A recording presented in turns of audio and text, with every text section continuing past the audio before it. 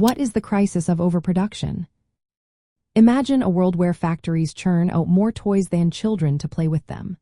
This scenario is a real issue in economics known as the crisis of overproduction. It happens when the production of goods exceeds what people can buy. This leads to unsold products piling up, which causes prices to drop and profits to shrink. When this occurs, businesses may struggle to stay afloat, leading to layoffs and economic downturns. At the heart of this crisis is a fundamental contradiction in capitalism. Capitalists aim to maximize profits, which drives them to produce more and more. However, the majority of workers earn limited wages. This means they cannot afford to purchase all the goods being produced. As a result, factories end up with surplus items that cannot be sold profitably. Karl Marx, a key figure in socialism, analyzed this crisis extensively. He pointed out that during times of economic growth, capitalists invest heavily and ramp up production. But eventually, the market becomes saturated. This saturation triggers a slump, leading to factory closures and job losses.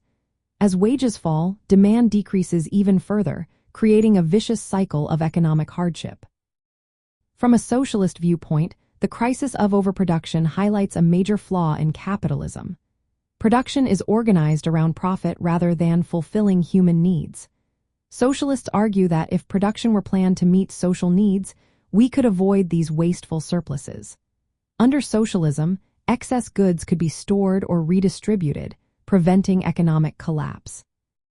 The crisis of overproduction is not about producing too much in an absolute sense. It stems from capitalism's failure to distribute goods effectively.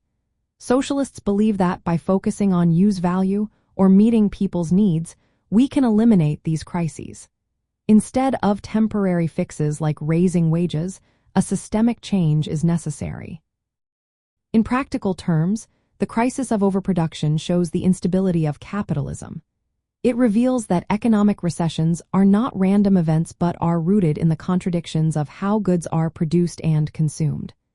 Addressing these contradictions requires a shift towards a system where production serves people first, rather than profit. This approach could lead to a more stable economy that meets the needs of everyone.